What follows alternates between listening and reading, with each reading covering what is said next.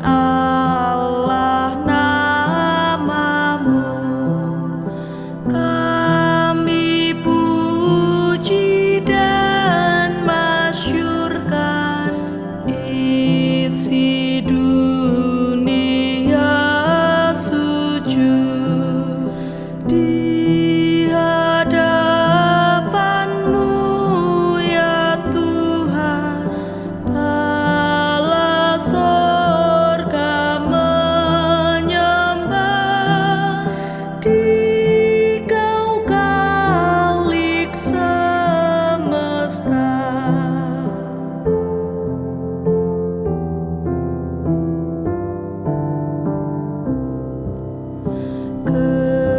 Kerubim dan serafim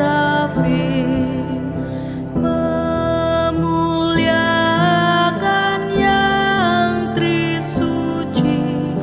Para rasul dan nabi, martir yang berjubah putih, gereja yang kudus esa kepadamu menyembah.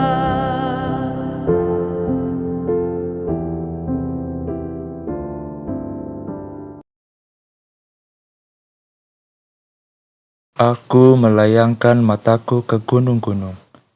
Dari manakah akan datang pertolonganku?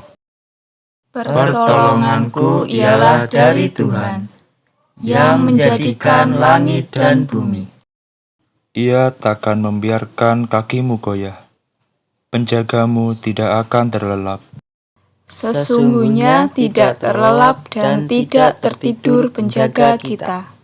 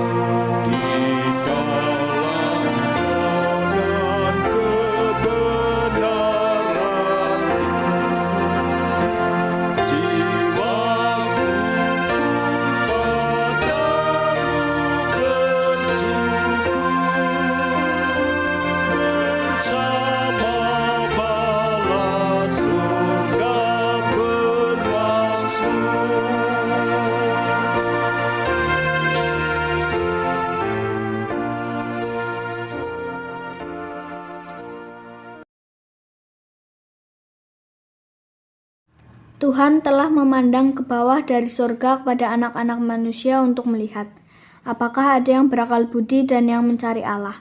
Mereka semua telah menyeleweng, semua telah bejat, tidak ada yang berbuat baik, seorang pun tidak. Sungguh demikianlah keadaan kita. Karena itu, marilah kita mengakui segala dosa dan mohon belas kasih Tuhan. Tuhan, kasihanilah kami orang berdosa ini.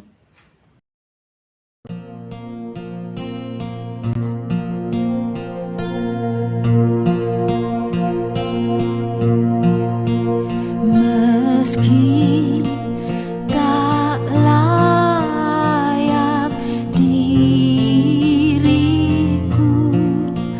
tetapi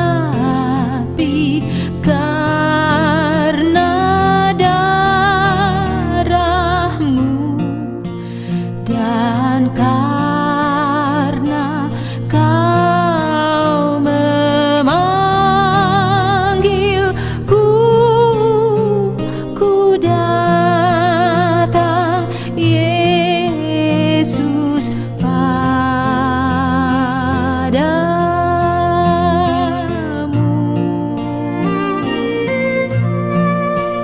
Sebagaimana adanya jiwaku sungguh bercela, darah-Mu lah pembasuhnya. Ku datang, Tuhan,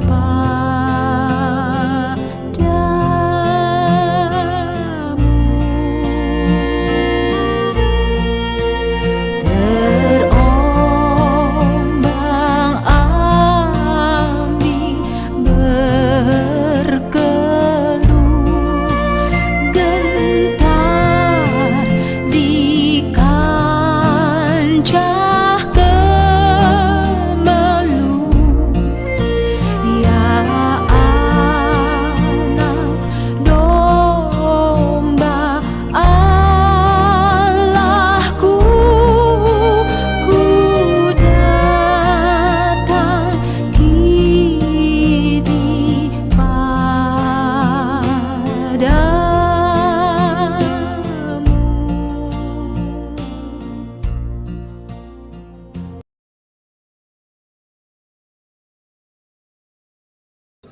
Ia datang dan memberitakan damai sejahtera kepada kamu yang jauh, dan damai sejahtera kepada mereka yang dekat. Karena oleh Dia, kita kedua pihak dalam satu roh beroleh jalan masuk kepada Bapa. Efesus 2 ayat 17-18. Demikianlah berita anugerah dari Tuhan. Puji dan syukur kepada Tuhan.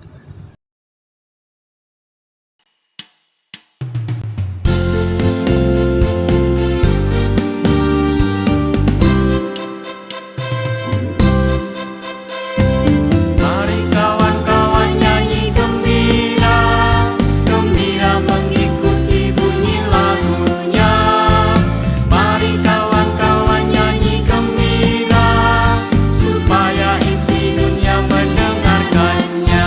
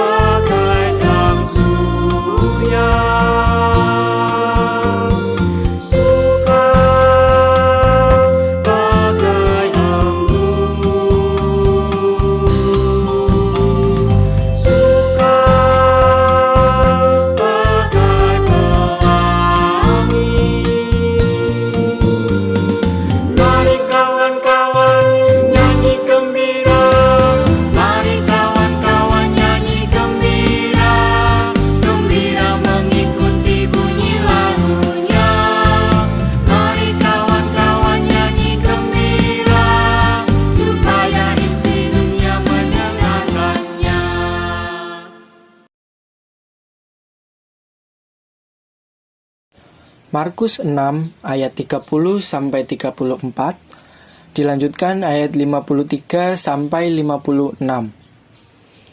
Kemudian rasul-rasul itu kembali berkumpul dengan Yesus dan memberitahukan kepadanya semua yang mereka kerjakan dan ajarkan.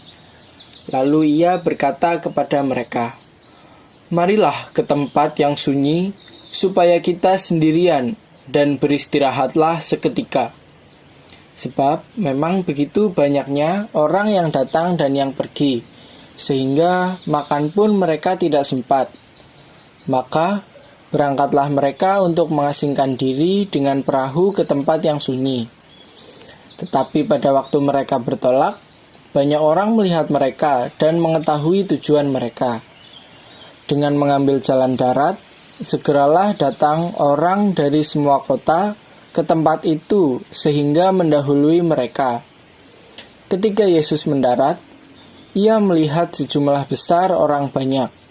Maka tergeraklah hatinya oleh belas kasihan kepada mereka, karena mereka seperti domba yang tidak mempunyai gembala. Lalu mulailah ia mengajarkan banyak hal kepada mereka. Setibanya di seberang, Yesus dan murid-muridnya mendarat di Genesaret dan berlabuh di situ. Ketika mereka keluar dari perahu, orang segera mengenal Yesus. Maka berlari-larilah mereka ke seluruh daerah itu dan mulai mengusung orang-orang sakit di atas tilamnya kepada Yesus, di mana saja kabarnya ia berada. Kemanapun ia pergi, ke desa-desa, ke kota-kota, atau ke kampung-kampung, orang meletakkan orang-orang sakit di pasar dan memohon kepadanya supaya mereka diperkenankan hanya menjamah jumbai jubahnya saja, dan semua orang yang menjamahnya menjadi sembuh. Bapak, Ibu, Saudara, dan anak-anak yang dikasihi Tuhan, selamat pagi. Bacaan kita hari ini merupakan kelanjutan dari bacaan kita 2 minggu yang lalu. Sebelumnya diceritakan bagaimana Tuhan Yesus ditolak oleh orang-orang Nazaret. Lalu Tuhan Yesus mengutus murid-muridnya ke berbagai tempat untuk memberitakan pertobatan, mengusir setan-setan, dan menyembuhkan orang-orang sakit. Dalam bacaan hari ini, ayat 30 menyebutkan, kemudian rasul-rasul itu kembali berkumpul dengan Yesus dan memberitahukan kepadanya semua yang mereka kerjakan dan ajarkan. Murid-murid sudah mengerjakan apa yang ditugaskan kepada mereka. Sekarang mereka sudah kembali dan berkumpul bersama gurunya. Meskipun secara fisik merasa lelah, namun mereka tetap antusias, semangat menceritakan pengalaman mereka kepada sang guru. Semangat itu nampak dalam ungkapan, memberitahukan kepadanya semua yang mereka kerjakan dan ajarkan. Jadi mereka tidak hanya melaporkan secara singkat atau bercerita seperlunya saja, namun mereka menceritakan semuanya. Bapak, Ibu, Saudara, dan anak-anak, saat ini mari sejenak kita renungkan. Apakah saudara dan saya senantiasa memiliki kerinduan untuk bercerita pada Tuhan mengenai apa yang kita alami setiap hari? Sebelum mengistirahatkan tubuh di malam hari, adakah kita dengan antusias bercerita kepada Tuhan suka duka yang kita alami sepanjang hari? Bapak, Ibu, Saudara yang dikasihi Tuhan, biasanya orang yang lelah enggan untuk banyak bercerita. Yang diinginkan adalah istirahat, ngaso. Istirahat dulu barulah nanti bercerita kalau lelahnya sudah berkurang. Kecuali bila orang tersebut mengalami sukacita luar biasa yang mendorongnya untuk segera bercerita. Atau Jika ada hal penting dan mendesak yang harus segera disampaikan, barulah meskipun lelah tetap bercerita. Setelah perjalanan ke berbagai daerah, apakah para murid lelah? Tentu saja, bahkan sangat lelah.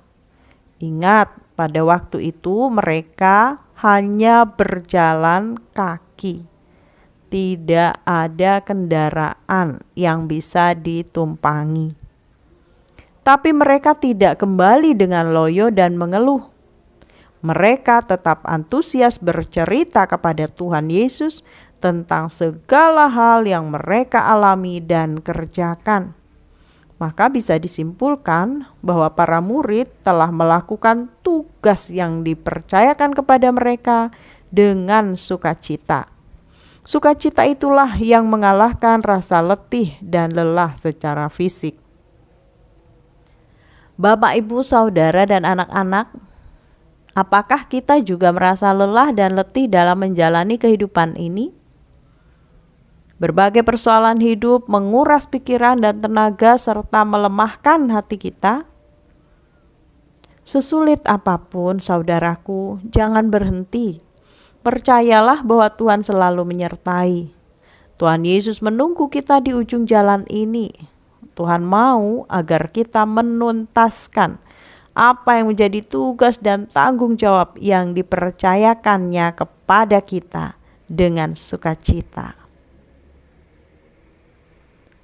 Tuhan Yesus sangat memahami bahwa para murid membutuhkan istirahat. Rupanya setelah mereka berkumpul, orang banyak tak henti-hentinya datang menjumpai Tuhan Yesus dan para murid. Sehingga untuk makan pun mereka tidak sempat, seperti dicatat di ayat 31. Karena itu, ia mengajak para murid untuk menyendiri ke tempat yang sunyi untuk beristirahat. Tuhan Yesus berkata, "Marilah ke tempat yang sunyi supaya kita sendirian," dan seterusnya. Tuhan Yesus menghendaki waktu khusus untuk bersama dengan para murid-Nya. Tuhan Yesus juga menghendaki waktu khusus bersama dengan kita. Sudahkah kita menyediakan waktu khusus untuk merasakan kehadirannya dalam hidup kita pribadi lepas pribadi? Bapak, Ibu, Saudara, dan anak-anak, ketika Yesus dan para murid sampai ke tempat yang dituju, sejumlah besar orang telah berkumpul dan menantikan mereka di situ. Yesus memandang mereka dengan belas kasih. Mereka seperti domba yang tidak bergembala.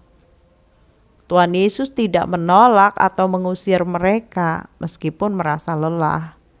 Tuhan Yesus menerima dan mengajarkan banyak hal kepada mereka. Bahkan selanjutnya, Tuhan juga memberi mereka makan sampai kenyang kalau kita baca ayat 42. Barulah Tuhan Yesus menyuruh mereka pulang di ayat 45. Banyaknya orang yang datang kepada Tuhan Yesus ini bisa jadi merupakan buah pemberitaan para murid yang sebelumnya diperintahkan Tuhan untuk pergi ke berbagai tempat. Banyak orang menjadi percaya dan mereka rindu untuk datang pada Tuhan Yesus. Bagaimana dengan kita? Apakah saudara dan saya juga mempunyai semangat yang tinggi untuk datang dan bersekutu dengan Tuhan?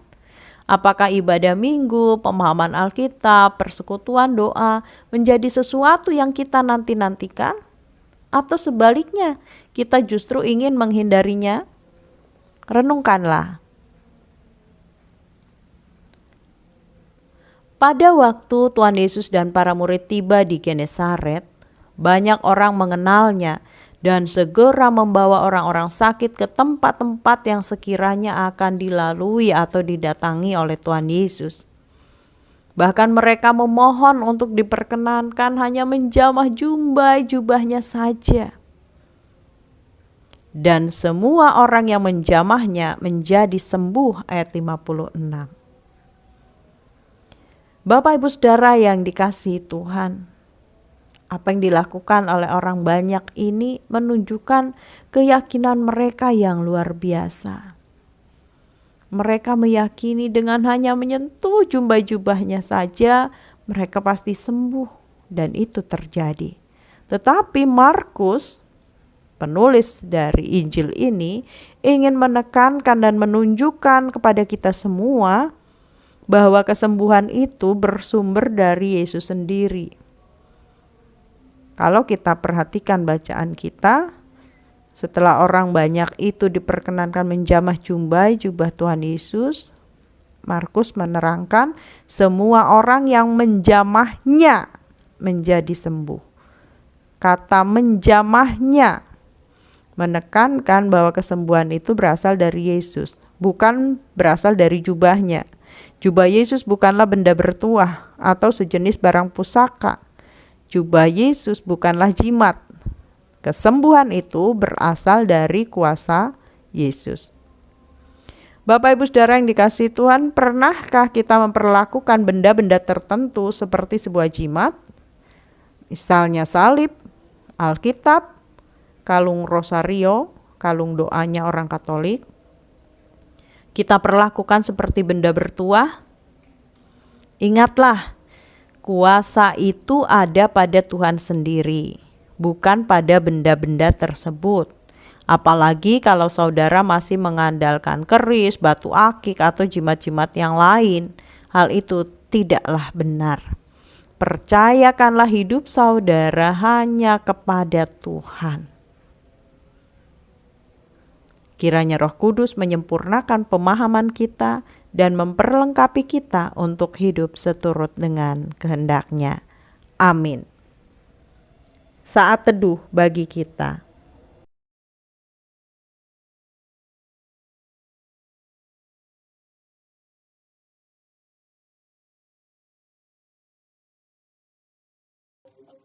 Bapak, Ibu, Saudara yang dikasihi Tuhan, marilah kita bersama-sama memperbarui iman percaya kita dengan pengakuan iman rasuli yang demikian.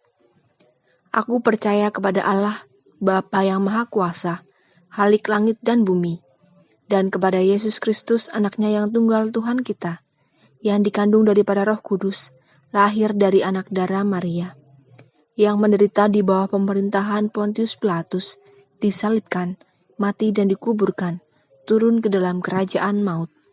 Pada hari yang ketiga, bangkit pula dari antara orang mati, naik ke sorga, duduk di sebelah kanan Allah, Bapa yang Maha Kuasa, dan akan datang dari sana untuk menghakimi orang yang hidup dan yang mati. Aku percaya kepada Roh Kudus, gereja yang kudus dan am, persekutuan orang kudus, pengampunan dosa, kebangkitan daging, dan hidup yang kekal. Mari kita bersatu dalam doa. Allah yang Maha Mulia, ucap syukur kami naikkan untuk setiap pemeliharaan dan kasih yang selalu Engkau curahkan kepada kami sampai pada hari ini. Meskipun di tengah suasana yang memprihatinkan ini, kami percaya bahwa Engkau tetap memperhatikan dan hadir di tengah-tengah kami. Melalui firman yang telah kami dengar, kiranya menjadi kami semakin teguh dalam beriman, membuat kami merasakan akan kehadiran-Mu, dan membuat kami semakin mengerti akan apa yang Engkau kehendaki kepada setiap kami dalam menjalani kehidupan ini. Tuhan, kami berdoa untuk bangsa dan negara ini, untuk pemimpin dan seluruh jajarannya, kiranya Engkau sertai dan berkati, agar mereka dapat menjalankan dan melaksanakan tugas dengan baik untuk memperhatikan seluruh warga Indonesia. Di tengah situasi pandemi COVID-19 ini, kami berdoa untuk mereka yang berada di garda terdepan, baik tenaga kesehatan, rumah sakit maupun para relawan. Kiranya Engkau beri penyertaan, Engkau beri kekuatan dan kesehatan bagi mereka dalam menjalankan tugas untuk menangani pandemi COVID-19 ini. Kiranya kuasa-Mu yang hadir dan memulihkan negara ini. Tuhan, kami berdoa untuk gereja-gereja di segala tempat, terkhusus di GKJ Tengahan ini ya Tuhan. Kiranya Engkau beri rahmat, Engkau beri berkat kepada GKJ Tengahan dalam setiap perjalanan pelayanannya. Bagi pendeta, majelis, dan karyawan gereja, kiranya Engkau beri penyertaan, Engkau lindungi dalam kasih, Engkau beri kerendahan hati untuk dapat menjalankan setiap tugas dan tanggung jawabnya. Engkau mampukan mereka dalam melayani serta mewujudkan kerajaan-Mu di tengah dunia ini. Berkati juga jemaat di tempat ini ya Tuhan, agar mereka dapat terus bertumbuh di dalam iman dan terus memuliakan nama-Mu.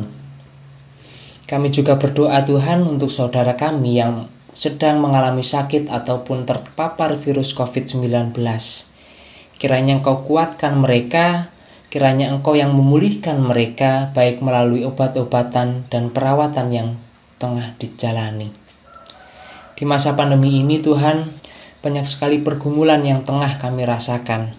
Kiranya Engkau senantiasa membimbing kami, Engkau menyertai kami dalam setiap langkah kami. Kiranya dalam situasi ini kami juga dapat memaknai untuk saling peduli, untuk saling memperhatikan satu sama lain. Tuhan, kami juga mohon ampun atas segala kesalahan atau dosa yang kami lakukan. Kiranya Engkau mau mengampuni setiap kami akan dosa dan kesalahan yang telah kami lakukan. Dalam nama Putra-Mu yang tunggal Tuhan kami Yesus Kristus, Juru Selamat yang hidup, kami memohon. Amin.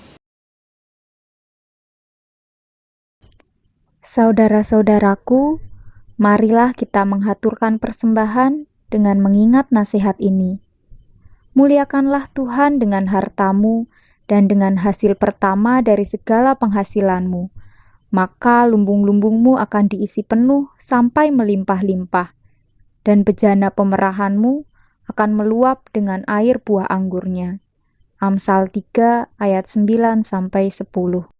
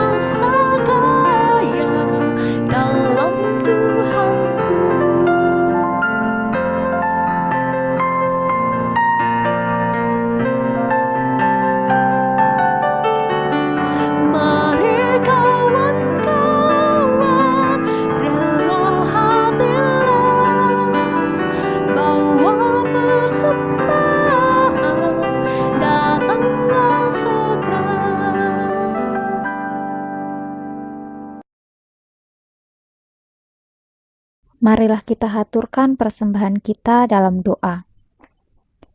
Bapa, kami berterima kasih atas kesempatan untuk beribadah saat ini.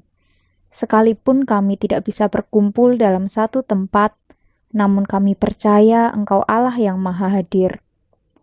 Jamah dan satukan kami dengan cinta kasih-Mu. Kami mengucap syukur karena Bapa memelihara kami setiap hari. Hingga saat ini kami dapat menghaturkan persembahan dari berkat yang Tuhan berikan dalam hidup kami. Kiranya Tuhan berkenan menerima dan menguduskannya. Kami mohon Roh Kudus menolong dan mengajar kami setiap hari, hingga hidup kami dapat menjadi persembahan yang harum dan sejati bagi Allah. Terpujilah nama-Mu Tuhan, kekal untuk selama-lamanya. Dalam nama Tuhan Yesus Kristus kami berdoa. Amin.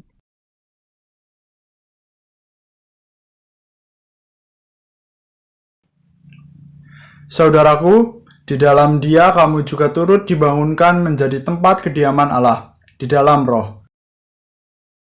Terpujilah Tuhan kita Yesus Kristus. Sebab itu, marilah kita mengejar apa yang mendatangkan damai sejahtera dan yang berguna untuk saling membangun. Kiranya Roh Kudus membimbing kami.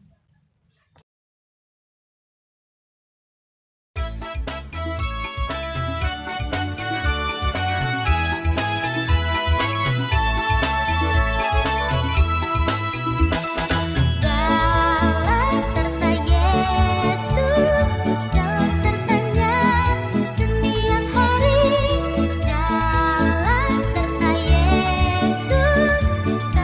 Yesus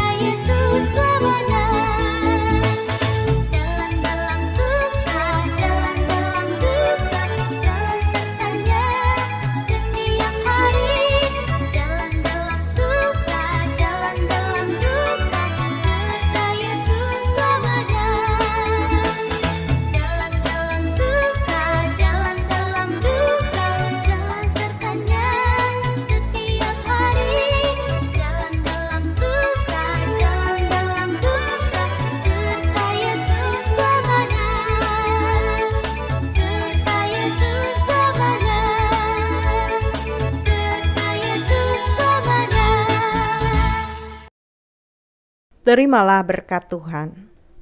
Semoga Allah sumber pengharapan memenuhi kamu dengan segala sukacita dan damai sejahtera dalam iman kamu, supaya oleh kekuatan Roh Kudus kamu berlimpah-limpah dalam pengharapan.